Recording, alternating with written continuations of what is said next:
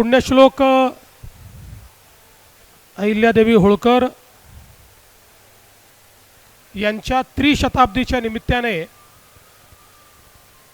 त्यांच्या जन्मस्थानी चोंढीमध्ये मंत्रिमंडळाची बैठक घेण्याचा निर्णय आम्ही घेतला।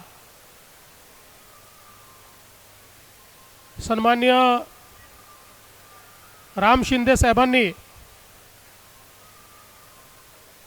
त्या प्रकारची संकल्पना मांडली होती आणि लगेच मंत्रिमंडळाने त्याला होकार दिला आणि आज या बैठकीच्या सुरुवातीला त्यांच्या स्मारकावर जाऊन आम्ही तिथे नमन केलं आणि प्रेरणा प्राप्त केली आणि त्यानंतर मंत्रिमंडळाची बैठक संपन्न झाली। मंत्रिमंडळाच्या बैठकीमध्ये अनेक महत्त्वाचे निर्णय आज आम्ही घेतले। पुण्यश्लोक अहिल्यादेवींना विशेषतः त्यांनी परकीयांच्या आक्रमणामुळे संपूर्ण भारतामध्ये जी आमची श्रद्धास्थानं त्या ठिकाणी नष्ट करण्यात आली होती त्याचं पुनरुज्जीवन करण्याचं काम हे अहिल्या मातांनी केलं आणि म्हणूनच आज या मंत्रिमंडळ बैठकीच्या निमित्ताने आम्ही या ठिकाणी चोंढीला पुण्यश्लोक अहिल्यादेवी होळकर स्मृतिस्थळ याचं जतन व संवर्धन करण्याकरता 681 कोटी रुपयाचा आराखडा हा मान्य केलेला आहे आणि यातून विविध प्रकारची कामं या ठिकाणी होतील आणि अखिल भारतीय स्तराचं एक प्रेरणास्थळ म्हणून एक तीर्थस्थळ म्हणून हे तयार झालं पाहिजे अशा प्रकारचा प्रयत्न आपण केलाय। यासोबत या त्रिशताब्दीचं औचित्य साधून याच बैठकीमध्ये अष्टविनायक गणपती मंदिरांचा जीर्णोद्धार 147 कोटी रुपये, श्री क्षेत्र तुळजाभवानी मंदिर विकास आराखडा 1865 कोटी रुपये, श्री क्षेत्र ज्योतिबा मंदिर विकास आराखडा 259 कोटी रुपये, त्र्यंबकेश्वर विकास आराखडा 275 कोटी रुपये, त्याचप्रमाणे श्री क्षेत्र महालक्ष्मी मंदिर विकास आराखडा 1445 कोटी रुपये आणि श्री क्षेत्र माहूरगड इथला विकास आराखडा 829 कोटी रुपये असे जवळपास 5503 कोटी रुपयाच्या प्रकल्पांना मान्यता दिलेली आहे। जे कार्य देशामध्ये पुण्यश्लोक अहिल्यादेवींनी केलं तेच कार्य त्यांच्या त्रिशताब्दीच्या निमित्ताने महाराष्ट्रामध्ये करण्याचा प्रयत्न हा राज्य सरकारच्या माध्यमातून आम्ही करतो। यासोबत पुण्यश्लोक अहिल्यादेवींचं जीवन त्यांचं कार्य याचा परिचय संपूर्ण जगाला झाला पाहिजे या दृष्टीने त्यांच्या जीवनावर बहुभाषिक कमर्शियल चित्रपट हा निर्माण करण्याचा आम्ही निर्णय केलेला आहे। बहुभाषिक याकरता केला तो मराठी असेल, तो हिंदी असेल, तो अजून इतरही भाषांमध्ये असेल, कारण त्यांचं कार्य हे कानाकोपऱ्यात पोचलं पाहिजे आणि अतिशय अद्ययावत तंत्रज्ञान वापरून हा सिनेमा तयार करण्यात येणार आहे जेणेकरून त्यातनं केवळ तो जीवनपट नसेल तर त्यातनं त्यांच्या कार्याचं प्रभावीपणे मांडणी हे आपण करण्याचा प्रयत्न करणार आहोत। या निमित्ताने अहिल्यानगर जिल्ह्यामध्ये आपल्याला कल्पना आहे, मागच्या काळात प्रत्येक जिल्हा तिथे मेडिकल कॉलेज अशा प्रकारची आपण घोषणा केली. फक्त अहिल्यानगर जिल्हा राहिला होता की जिथे शासकीय मेडिकल कॉलेज नाही. बाकी सगळ्या जिल्ह्यांमध्ये आपण शासकीय मेडिकल कॉलेज तयार केले. गेल्या 2.5 वर्षात तर 10 मेडिकल कॉलेजेस नवीन आपण तयार केले. आणि आता आजच्या बैठकीमध्ये अहिल्यानगरला देखील शासकीय वैद्यकीय महाविद्यालय, ज्याचं नाव पुण्यश्लोक अहिल्यादेवी होळकर शासकीय वैद्यकीय महाविद्यालय असेल, अशा प्रकारचं वैद्यकीय महाविद्यालय स्थापन करण्याचा निर्णय करण्यात आलेला आहे. त्यासोबत अहिल्यानगरमध्ये खास मुलींकरता ITI, स्वतंत्र ITI मुलींचं हे देखील तयार करण्याचा निर्णय हा करण्यात आलेला आहे.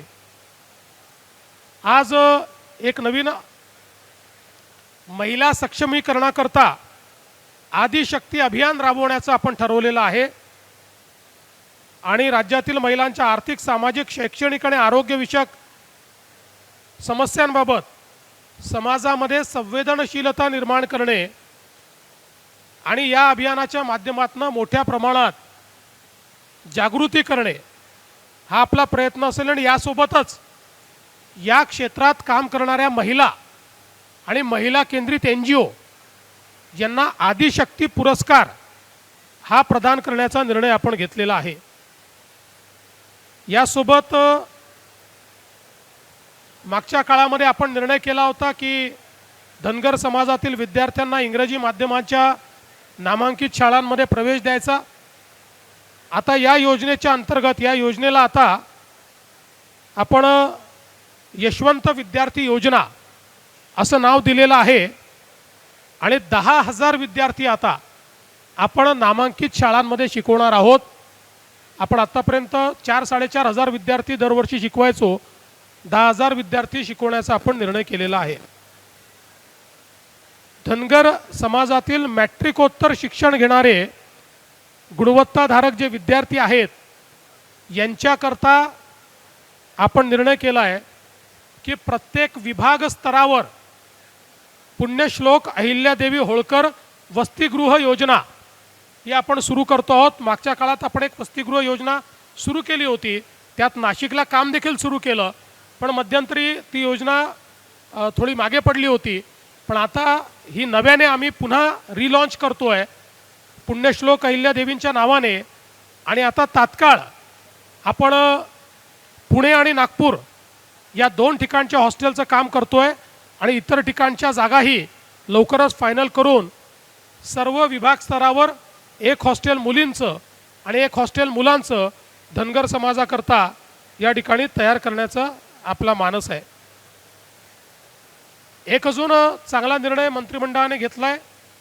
पुण्यश्लोक अहिल्यादेवी होळकर यांनी उभारलेल्या घाट, विहिरी आणि पाणी वाटप प्रणालीचं सर्वेक्षण करून त्याच्या जतनाकरता विशेष कार्यक्रम एक आपण हातामध्ये घेतला आहे जलसंधारण विभागाच्या माध्यमातून. आणि त्यातनं त्याचं पूर्ण पुनरुज्जीवन करणं आणि त्याचं जतन करणं अशा प्रकारचा हा कार्यक्रम असेल. याच्या अंतर्गत 3 ऐतिहासिक तलाव आहेत आत्तापर्यंत जे लक्षात आले आहेत, पुढे अजून काही येऊ शकतात. चांदवड, त्र्यंबकेश्वर आणि मल्हार गौतमेश्वर जेजुरी. त्यानंतर 19 विहिरी राज्यामध्ये, 6 घाट, 6 कुंड, 34 जलाशय, असं वेगवेगळ्या गोष्टींचं काम हे या संवर्धनाच्या माध्यमातून या ठिकाणी करण्यात येणार आहे. यासोबत अहिल्यानगर जिल्ह्यातल्या राहुरीमध्ये एक दिवाणी न्यायालय हे स्थापित करण्याकरता आपण त्या ठिकाणी दिवाणी न्यायालय वरिष्ठ स्तर याला देखील मान्यता दिलेली आहे. आणि आजच्या बैठकीमध्ये आपण नाशिक आणि त्र्यंबकेश्वरला जो कुंभमेळा होतो त्या कुंभमेळ्याचं संचालन करण्याकरता कुंभमेला प्राधिकरणाचा कायदा हा मंजूर केलेला आहे. जसं प्रयागराजला कायदा करून सगळे अधिकार कुंभमेळ्याचे प्राधिकरणाला देण्यात आले, त्याच धर्तीवर हा कायदा आपण या ठिकाणी मंजूर केलेला आहे। यासोबत आपण आज अहिल्यादेवींच्या या त्रिशताब्दीच्या निमित्ताने एक लोगो हा देखील प्रकाशित केलेला आहे, जो सगळ्या पूर्ण वर्षभर सगळीकडे तो वापरण्यात येईल। एक डाक तिकीट देखील आज जारी करण्यात आलेला आहे, त्यांच्यावर एक डाक तिकीट जारी करण्यात आलेलं आहे आणि एक प्रेरणा गीत देखील आज या ठिकाणी आपण जारी केलेलं आहे। मला असं वाटतं की ज्या प्रकारे या देशामध्ये पुण्यश्लोक अहिल्यादेवींनी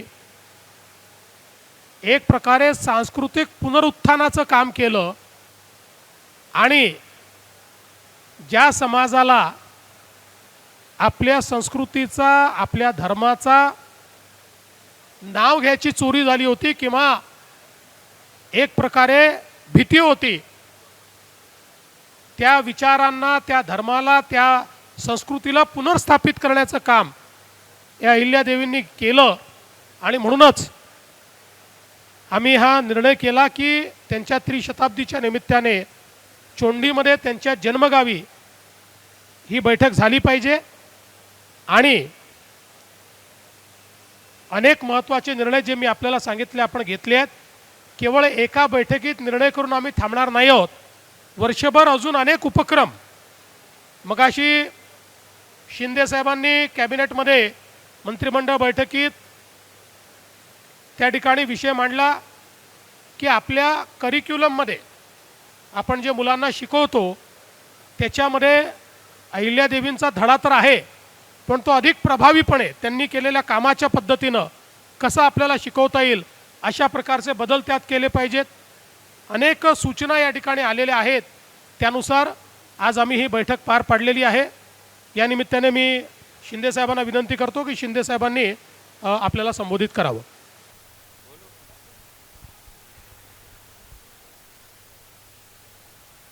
पुण्यश्लोक अहिल्यादेवी होळकर यांच्या त्रिशताब्दी 300व्या जयंतीचं औचित्य साधून आज चोंडीमध्ये त्यांच्या जन्मगावी आज आम्ही मुख्यमंत्री, आमचे अजितदादा, सर्व मंत्रिमंडळ या ठिकाणी कॅबिनेट बैठकीसाठी आलो आणि या 300व्या जयंतीनिमित्त मी अहिल्यादेवी होळकर यांना विनम्र अभिवादन करतो, त्यांना मानवंदना देतो आणि त्यांना कोटी कोटी प्रणाम करतो।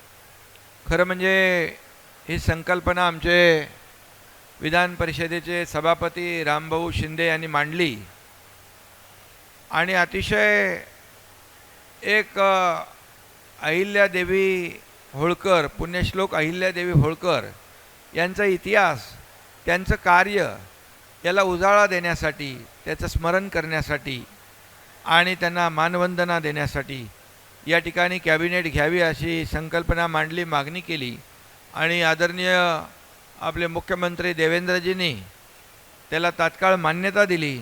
त्याबद्दल मी मुख्यमंत्री महोदयांचं मनापासून अभिनंदन करतो आणि रामभाऊंना देखील धन्यवाद देतो। खरं म्हणजे आज आपण पाहिलं की मुख्यमंत्री महोदयांनी अतिशय विस्तृतपणे या ठिकाणी आज आम्ही घेतलेले निर्णय जे आहेत या निर्णयाच्या बाबतीमध्ये सगळी माहिती दिलेली आहे। खरं म्हणजे आज अहिल्यादेवींनी जे काही काम केलं आणि समाजाभिमुख काम केलं, एक खऱ्या अर्थाने कुशल प्रशासक, संघटक आणि दूरदर्शीपणा त्यांच्या कार्यातून आपण पाहिला आणि त्यामुळे त्यांनी मोठ्या प्रमाणावर आपली जी काय परकीय आक्रमणं होती त्याच्याबद्दल, जी आक्रमणामध्ये आपली देवस्थानं जी त्याच्यामध्ये नष्ट झाली होती ती देवस्थानं पुन्हा उभी करण्याचं मोठं काम त्यांनी केलं। मग त्याच्यामध्ये पुष्कर आहे, अयोध्या आहे, ऋषिकेश आहे, पंढरपूर आहे, गया इथली मंदिरं आहेत. त्याची साक्ष देणारे अनेक घाट बांधले, मठांची स्थापना केली. औरंगजेबाने उद्ध्वस्त केलेलं काशी विश्वेश्वर मंदिराचा जीर्णोद्धार देखील पुण्यश्लोक अहिल्यादेवींनी केला. आणि म्हणून खऱ्या अर्थाने त्यांनी अनेक तीर्थक्षेत्र बांधली, मंदिरं बांधली. आणि मगाशी मुख्यमंत्री महोदय म्हणाले की घाट बांधले, जे अनेक पाण्याचे जे काही स्रोत आहेत ते डेव्हलप केले, विहिरी बांधल्या, लोकांना पाणी मिळावं यासाठी. हा उदात्त हेतू त्यांनी ठेवून या ठिकाणी अशा प्रकारची जी मोठी कामं केली. आणि त्यामुळे खऱ्या अर्थाने आज त्यांच्या या जन्मगावी ही कॅबिनेट झाली. आणि त्यामध्ये त्यांचा जो उद्देश होता की यामध्ये देवस्थानांचं पुनर्जीवन, जीर्णोद्धार, आणि यासाठी आमच्या मंत्रिमंडळाने आज जे काही पुण्यश्लोक अहिल्यादेवी होळकरांचं स्मृतिस्थळाचं जतन, संवर्धन, आणि मग बाकी तर आपल्याला मुख्यमंत्री महोदयांनी ते देवस्थान अष्टविनायक आहे, तुळजाभवानी आहे, ज्योतिबा मंदिर आहे, त्र्यंबकेश्वर, महालक्ष्मी, माहूरगड, या सगळ्याच देवस्थानांसाठी त्याचं जतन आणि संवर्धन करण्यासाठी तब्बल 5,500 कोटींचा या ठिकाणी त्याची तरतूदही केली. आणि त्याप्रमाणे त्याचा विकास आराखडा आणि सगळ्या गोष्टीला मान्यता दिली. आणि त्याचबरोबर पुण्यश्लोक अहिल्यादेवी होळकर यांच्या त्रिशताब्दी जयंतीनिमित्त लोककल्याणकारी निर्णय घेण्यासाठी ऐतिहासिक जलसंपत्तीचं जतन करण्याचा देखील आपण निर्णय घेतला जलसंधारण विभागाच्या माध्यमातून.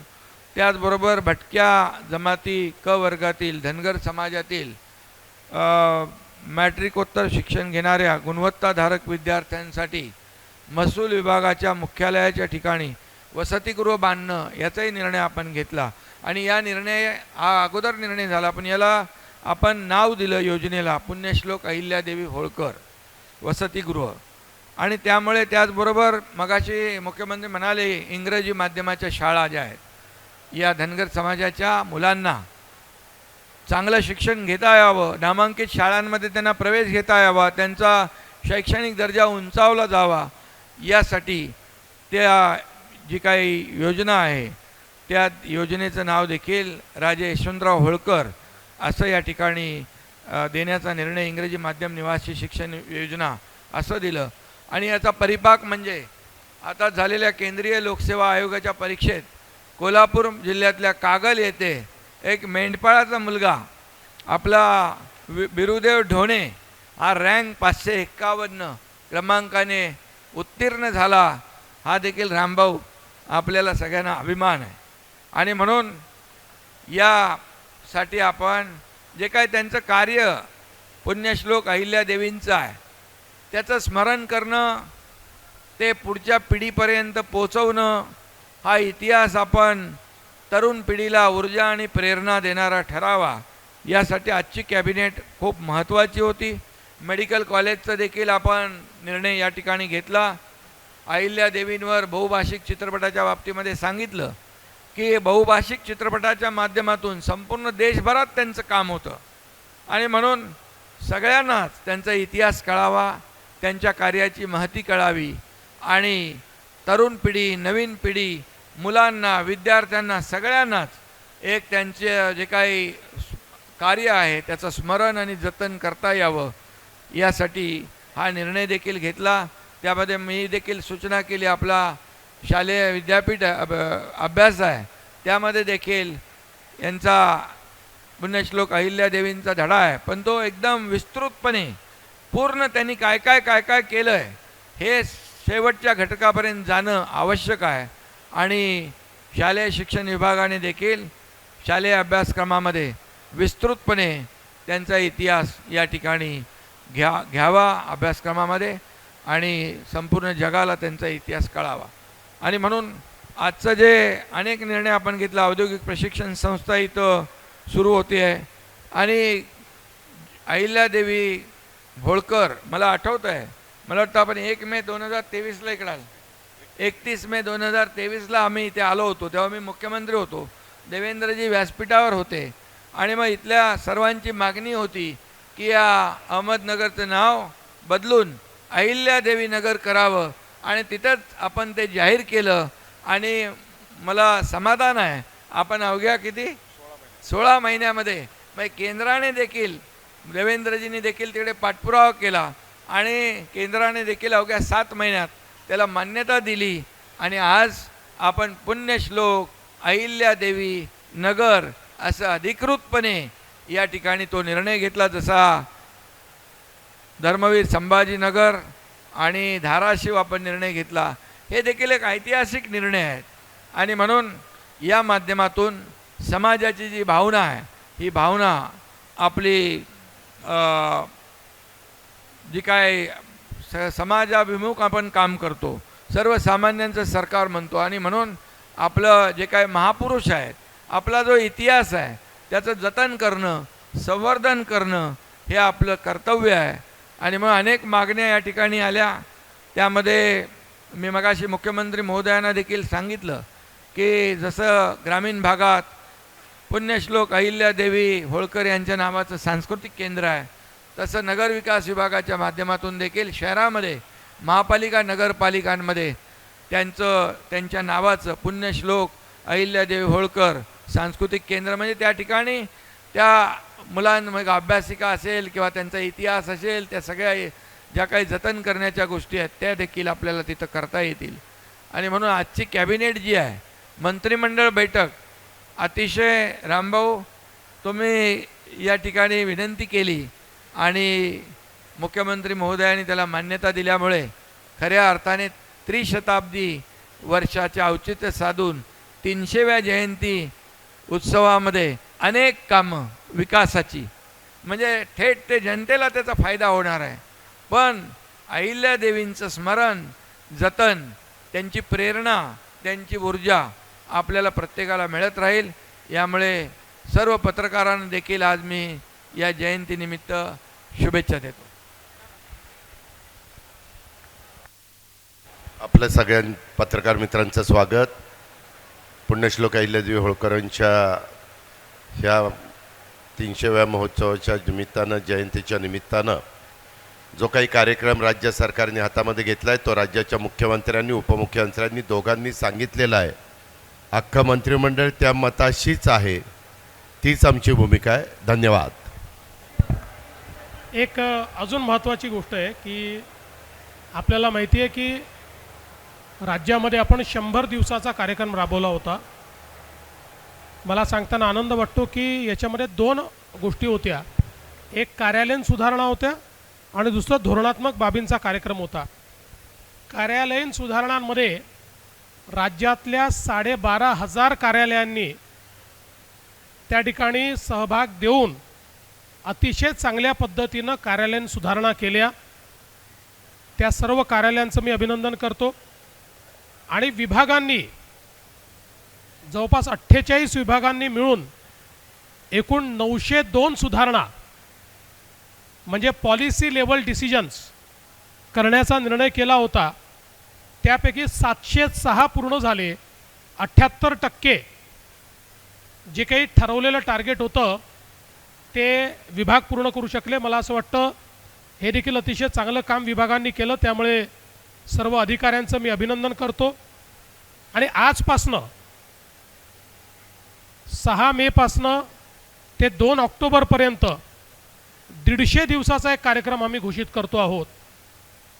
हा कार्यक्रम जो आहे याच्यामध्ये 3च कंपोनंट असणार आहे.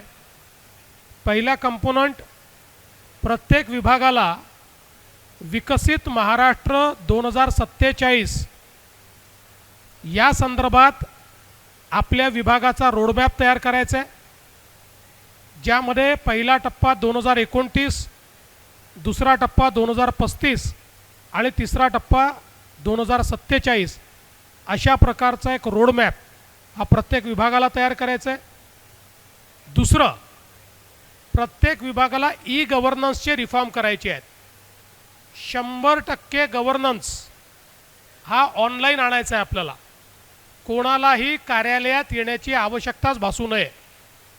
अशा प्रकारची व्यवस्था उभी करायची आहे. त्या दृष्टीनं गव्हर्नन्स रिफॉर्म्स हा दुसरा टप्पा आहे. आणि तिसरा इनिशिएटिव्ह त्यातला आहे तो म्हणजे सेवाविषयक प्रशासकीय सुधारणा. अशा 3 गोष्टींवर 150 दिवस काम करायचं आहे. सविस्तरपणे या सगळ्या गोष्टींमध्ये काय काय करायचं आहे याची माहिती 7 तारखेला ज्यावेळेस 100 दिवसाचं पुरस्कार वितरण ठेवलं आहे त्या दिवशी मी विभागांना आणि मंत्रिमंडळासमोर ती मांडणार आहे. आणि मला विश्वास आहे की या 150 दिवसांमध्ये या 3 बाबी केल्यानंतर खूप मोठ्या प्रमाणात प्रशासन लोकाभिमुख झालेलं, गतिशील झालेलं आणि अकाउंटेबल अशा प्रकारचं आपल्याला पाहायला मिळेल. त्यामुळे आज या चोंडीच्या भूमीतून, कारण या ठिकाणी पुण्यश्लोक अहिल्यादेवी होळकर यांना उत्तम प्रशासक म्हणून मानलं जायचं, म्हणून आज हा 150 दिवसाचा कार्यक्रम या ठिकाणून मी घोषित करतो आहे, जो 2 ऑक्टोबरला त्या दिवशी आपण त्याचा निकाल घोषित करू. धन्यवाद.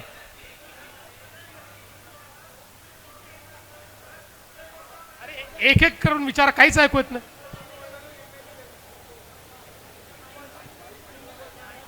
अरे यांना काहीतरी, कोणाला माईक दे, तिकडे दे माईक दे. चल. सर, सुप्रीम कोर्टाने आम्हाला अतिशय आनंद आहे की सुप्रीम कोर्टाने, सर्वोच्च न्यायालयाने 4 महिन्यामध्ये स्थानिक स्वराज्य संस्थेंचा निवडणुका घेण्याच्या संदर्भात त्या ठिकाणी आम्हाला परवानगी दिली, आदेशित केलं. सर्वोच्च न्यायालयाच्या निर्णयाचं आम्ही मनापासून स्वागत करतो आणि आम्ही निवडणूक आयोगाला विनंती करणार आहोत की निवडणूक आयोगाने तात्काळ या संदर्भात सगळी तयारी करावी. एक अजून महत्त्वाची गोष्ट आहे की निवडणूक आयोगाने एक अजून आमची मागणी जी आहे ती मान्य केलेली आहे. ओबीसी आरक्षणाच्या संदर्भात बाठिया आयोगाच्या पूर्वीची स्थिती असणार आहे. त्यामुळे या निवडणुकांमध्ये ओबीसीचं पूर्ण आरक्षण हे देखील लागू असणार आहे. मला असं वाटतं याचं देखील मी आम्ही अतिशय मनापासून स्वागत करतो. सर, देशात मॉक ड्रिल होणार आहे उद्याला, राज्यामध्ये उद्याला मॉक ड्रिल होणार आहे का? कुठे कुठे होणार, कशा प्रकारे होणार आणि काय नेमकी परिस्थिती आहे, काय नेमकं? केंद्र सरकारने सगळ्या राज्यांना मॉक ड्रिलच्या सूचना दिलेल्या आहेत. ही मॉक ड्रिल कुठे करायची आणि कशी करायची या संदर्भात आज सकाळी 10:30 वाजता केंद्रीय गृह सचिवांनी सर्व राज्याच्या प्रमुखांशी चर्चा केलेली आहे. त्याचप्रमाणे महाराष्ट्रात देखील त्याचा प्लॅन झालेला आहे. तशा प्रकारची मॉक ड्रिल ही करण्यात येणार आहे. मला असं वाटतं की अशा प्रकारच्या मॉक ड्रिलचे खूप जास्त डिटेल जर आपण सांगितले तर मग ती ड्रिल कशी राहील? सगळ्याच गोष्टी माहिती असल्या तर ती मॉक ड्रिल कशी होईल? आणि म्हणून मला असं वाटतं एवढं पुरे आहे की महाराष्ट्रात ही मॉक ड्रिल होणार आहे. सर, जलजीवन सर पाणी टंचाईबद्दल सर जलजीवन मिशनची जी कामं आहेत, काही कंत्राटदारांनी अर्धवट कामं ठेवलेली आहेत. लोकशाहीने या संदर्भात यवतमाळमधील भीषण वास्तव समोर आणलं आहे. महिलांना पाणी टंचाईसाठी वणवण करावी लागते. अहिल्यानगरमध्ये सुद्धा तीच परिस्थिती आहे. या कामांच्या बाबतीमध्ये काय आदेश दिलेत येतील? यापूर्वीच या संदर्भात मी सांगितलेलं आहे. मंत्रिमंडळात याची चर्चा झाली. त्यानुसार ज्या योजना अर्ध्या राहिलेल्या आहेत त्याचं नव्याने एस्टिमेट तयार करणे, त्याला फेर प्रशासकीय मान्यता घेणे आणि त्या योजना पूर्ण करणे याला प्राधान्य देण्यात येणार आहे. सर, निवडणूक आयोगाच्या बाबतीत तुम्ही सगळं तूच विचारशील तर बाकीच्यांना एक शेवटचं सर 4 महिने पावसाळ्याचे आहेत. तुम्ही ज्या प्रकारे स्थानिक स्वराज्य संस्थांच्या निवडणुका सांगत आहात, स्थानिक स्वराज्य संस्थेच्या निवडणुकीत महायुती एकत्रित असेल. काही एखाद्या ठिकाणी एखादा वेगळा निर्णय स्थानिक स्तरावर होऊ शकतो, पण ओव्हरऑल पॉलिसी म्हणून महायुती एकत्रित लढेल. दुसरा विषय दुसरा एक विषय असा आहे की तुम्ही आज पहिल्यांदी स्वातंत्र्यानंतर ग्रामीण भागामध्ये मंत्रिमंडळ मीटिंग होती आहे. आज या निमित्ताने अहिल्यानगर जिल्ह्यावर विकासाचा वर्षाव झालेला आहे. अशा पद्धतीने तुम्ही इथून पुढं अन्य कुठं ग्रामीण भागात मिटिंग घेणार का? म्हणजे सरकार आपल्या दारी असं होणार का? आम्ही मुंबईत बसूनही विकासाचा वर्षाव करू शकतो, त्यामुळे रेग्युलर बैठका मुंबईतच होतील. पण अहिल्यादेवीची त्रिशताब्दी हा एक अत्यंत महत्त्वपूर्ण अशा प्रकारचा पर्व आहे, म्हणून या ठिकाणी आपण घेतली आहे. यापुढे कुठे अशा प्रकारचा एखादा पर्व असेल तर घेतली जाईल. अजून चला. एक- सर थँक्यू, धन्यवाद. सर, एबीपी माझा, उघडा डोळे बघा नीट.